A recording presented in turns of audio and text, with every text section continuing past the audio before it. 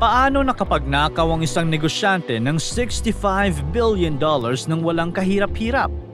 Isang araw sa Manhattan, sa loob ng isang magandang opisina sa isang mataas na building, abala ang mga empleyado. Nagka-coat at kurbata silang lahat. May mga nagtatype sa computer, may hawak na kape at may kausap sa telepono. Sa pinakaloob ng opisina, nakaupo ang isang matandang lalaki. Tahimik siya, kalmado at mukhang walang iniintinding problema. Para bang siya ang may kontrol sa lahat ng nangyayari. Ang hindi alam ng marami, habang tila ordinaryo lang ang takbo ng araw, may kakaibang nagaganap. Unti-unting naglalaho ang milyon-milyong dolyar mula sa mga account. Walang hacker, walang holdupper at walang kahit anong palatandaan ng puwersahang pagnanakaw. At ang may pakana, si Bernie Madoff. Ang ginawa niya ang naging pinakamalaking financial scam sa kasaysayan ng mundo. Si Bernie Madoff ay ipinanganak noong April 29, 1938 sa Queens, New York. Bata pa lang, marunong na siyang dumiskarte. Lumaki siya sa Queens noong panahon ng Great Depression, ang panahon na halos walang makain ng maraming pamilya.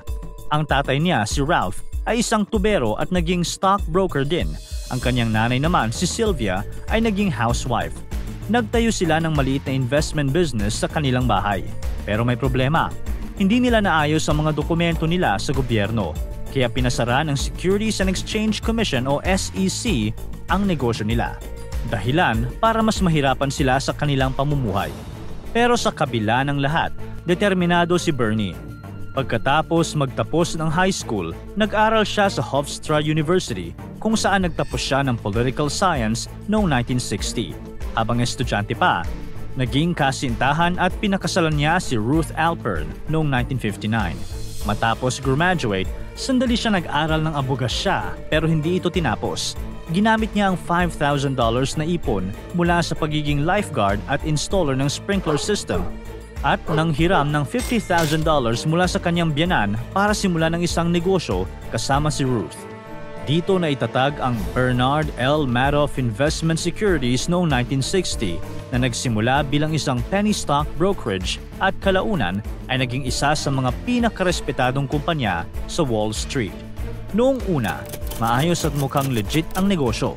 Walang kahit anong duda, parang kwento lang ng isang successful businessman. Pero sa likod ng lahat, unti-unti nang nabubuo ang isang malaking sikreto. Ang negosyo ni Bernie ay isang legit na kumpanya na nagbibigay ng stock trading at investment management services. Ang objective nito ay ang matulungan ng mga tao at institusyon na palaguin ang kanilang pera sa pamamagitan ng tamang pag-invest sa stock market. Pero para magtagumpay, kailangan niya ng tiwala ng tao. Paano niya ginawa ito? Simple lang. Dapat kilala siya ng marami. Kung binabanggit siya sa TV, kung nirerespeto siya ng mga eksperto at tinitingala siya ng mga mayayaman at makapangyarihan. Kaya naman si Bernie, naging isa siya sa mga nagtatag ng teknolohiya sa likod ng Nasdaq, ang market kung saan bumibili at nagbebenta ng stocks. 3 beses din siyang naging chairman nito. Bukod dito, kilala siya bilang isang malaking donor. Nagbigay siya ng milyon-milyong dolyar sa mga ospital, teatro at iba't ibang charity. Pati na rin sa mga kampanya ng politiko. Aktibo siya sa mga board ng malalaking foundation at educational institutions. At tumutulong pa sa lymphoma research matapos magkasakit ang kanyang anak. Dahil dito, pinagkatiwalaan siya ng mga milyonaryo at mga artista tulad ni Steven Spielberg at Kevin Bacon, pati na rin ng mga charity at politiko. Nagmistula siyang haligi ng mapagkakatiwalaang komunidad, isang generous na tao at eksperto. Pero ang totoo, mali ang pagkakakilala nila sa kanya dahil si Bernie ay isang scammer. Paano nga ba nangyari na ang isang respetadong kumpanya ay naging peke? Noong 1960, legal at legit naman talaga ang negosyo ni Bernie bilang market maker. Tumutulong siyang mag-match ng mga bumibili at nagbebenta ng stocks. Pero paglipas ng panahon, nagtayo siya ng investment advisory business at tumanggap ng pera para palaguin ang investments ng mga tao. Pero hindi niya ito inirehistro sa SEC. Kaya doon pa lang, lumabag na siya sa mga regulasyon. Nagsimula ang panlilinlang ni Bernie nang malugi siya sa isang malaking trade at ayaw niyang aminin ang pagkatalo. Para pagtakpan ito, Gumawa siya ng mga peking trades at financial records. Sa labas, mukha pa ring legit ang kumpanya, pero sa loob, pinipeke na ang returns at statements para magmukhang lumalago ang pera ng mga tao. Ito ang simula ng Ponzi scheme ni Bernie. Ang Ponzi scheme ay panluloko kung saan ang perang ibinabalik sa mga naunang nag-invest ay galing lang sa mga bagong biktima, hindi sa totoong kita o investment. Ganito, kunwari, nag-invest ka ng 100 pesos at pinangakuan kang babalik ito ng 150 pesos. Kapag bumalik nga sa iyo ang 150 pesos, mapapabilib ka at magdadala pa ng ibang kakilala.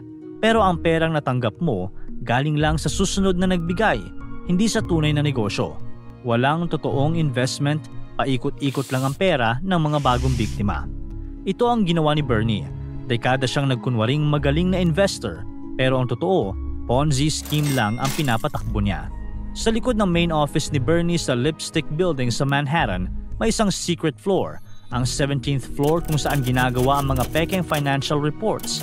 Dito ang team niya ay gumagawa ng mga dokumentong nagpapakitang kunwari lumalago ang investments ng mga kliyente. Pero ang totoo, puro papel lang, puro palabas, peke ang lahat ng ito. Habang maraming tao ang nag-aalala kung paano palalaguin ang pera nila para sa tuition fee ng mga anak o retirement ng magulang, si Bernie at ang kanyang pamilya ay namumuhay ng marangya gamit ang kanilang pera. May mga mamahaling bahay sa Manhattan, Florida at France, may mga yate at gumagamit ng private jet. Kahit maraming taong nagtitiwala kay Bernie, may mga taong matagal na ring naghihinala.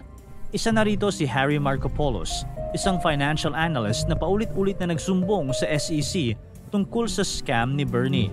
Simula pa lang noong 1999, nagpadala na siya ng detalyadong reports at analysis. Sinabing imposibleng totoo ang kita ng kumpanya ni Bernie at hindi ito sumusunod sa galaw ng stock market. 6 na taon siyang paulit-ulit na nagbigay ng babala at ebidensya pero hindi siya pinansin ng SEC. Bakit kamo? Dahil si Bernie ay tinitingala at iginagalang bilang isa sa pinakamakapangyarihan sa Wall Street. Parang untouchable sa mata ng industriya. Pero ika nga, wala namang sikretong hindi nabubunyag dahil mag-uumpisa na ang kalbaryo sa buhay ni Bernie. Noong 2008, bumagsak ang global financial market. Dahil dito, maraming tao mula sa maliliit na investors hanggang sa malalaking institusyon ang nagsimulang kabahan at gusto nang bawiin ang pera nila kay Bernie. Sa loob ng ilang linggo, mahigit $7 billion ang sabay-sabay na gustong i-withdraw ng mga kliyente niya. Ang malaking problema ni Bernie, wala siyang ganung pera. Sa kabila ng ipinapakitang bilyon-bilyong halaga sa mga statement ng kanyang kumpanya, ang totoong pera na natira sa account niya ay nasa $200 to $300 million na lang. Ito ang death knell ng kahit anong Ponzi scheme kapag sabay-sabay nang gustong bawiin ng lahat ang kanilang pera. Doon na lumalabas ang katotohanan na wala talagang sapat na pondo. Desperado si Bernie na maghanap ng bagong pera, kaya nangutang siya, humingi ng tulong sa mga kaibigan at dating investors at sinubukang makakuha ng bagong investment pero wala nang gustong mag-invest sa kanya. Noong December 3, 2008, inamin niya sa kanyang Chief Financial Officer na wala na siyang pera. December 10, 2008, sinabi na rin ni Bernie sa kanyang mga anak na lalaki na sina Mark at Andrew na scam ang buong kumpanya. Inamin niyang peke ang lahat. Wala siyang totoong investment strategy at ang negosyo nila ay just one big lie at giant Ponzi scheme. Nagulat ang mga anak niya dahil wala silang kaalam-alam sa illegal na ginagawa ng kanilang ama. Pagkaalis nila sa apartment, agad silang nakipag-ugnayan sa kanilang abogado na siya namang nag-report sa SEC at FBI. Kinabukasan, December 11, 2008, inaresto si Bernie sa kanilang apartment sa Manhattan at kinasuhan ng securities fraud. Ang bail ay itinakda sa $10 million na agad niyang nabayaran, kaya nanatili muna siya sa house arrest. Noong March 12, 2009, umamin si Bernie sa korte at inako ang lahat ng kasalanan. At noong June 29, 2009, sinintensyahan siya ng 150 years sa kulungan, isang hatol na hindi na niya matatakasan. Malaki ang pinsalang idinulot ng scam ni Bernie. Mahigit 37,000 na biktima mula sa 136 na bansa ang naapektuhan, kabilang ang mga charity, retirees at mga foundation na dapat sanay tumutulong sa mahihirap. Tinansya ng US government na umabot sa $65 billion ang nawala, pero hindi lahat to ay totoong pera. Kasama rito ang paper profits o yung perang akala ng mga tao ay kinikita nila pero peke lang sa records ni Bernie. Kahit ganoon, napakalaki at napakasakit pa rin ng scam na ito na itinuturing na the biggest financial fraud in history. Ang totoong cash na nakuha ni Bernie mula sa investors ay tinatayang nasa halos $20 billion. Maraming tao at institusyon ang naubos ang ipon at may mga foundation na napilitang magsara dahil sa laki ng nawalang pondo. Pero hindi lang si Bernie at ang mga biktima ang apektado. Hindi rin kinaya ni Mark ang bigat na dinanas at namatay 2 taon matapos mahuli ang kanyang ama. Si Andrew naman ay namatay dahil sa mantle cell lymphoma noong 2014. Ang kapatid ni Bernie na si Peter ay nakulong din. Sinintensyahan ng 10 years bilang kasabwat at chief compliance officer sa scam. May mga empleyado ring nahatulan at nabilanggo dahil sa pagtulong sa scam. Pero karamihan sa kanila, ayon sa mga ulat at mismong kay Bernie, ay hindi raw talaga alam ang buong modus. Noong April 14, 2021, tuluyan nang namatay si Bernie sa kulungan sa edad na 82 dahil sa komplikasyon sa chronic kidney disease, hypertension at atherosclerotic cardiovascular disease. Para sa marami sa kanyang mga nabiktima, nananatiling hindi sapat ang kanyang pagkamatay bilang hustisya sa laki ng nawala sa kanila. Isang mahalagang aral ang iniwan ng kwento ni Bernie Madoff. Huwag basta-basta magtitiwala, kahit sa mga mukhang kagahalang-galang. Isipin mo, nakalusot siya ng mahigit 30 years gamit lang ang tiwala ng tao. Walang baril, walang hacker, kundi papel, ngiti at bilyong-bilyong pangako. Dahil minsan, ang pinakadelikadong magnanakaw ay yung magaling magpanggap. Para tuloy-tuloy ang saya at kwentuhan, huwag kalimutan mag-subscribe sa Bubbly YouTube channel at pindutin ang notification bell.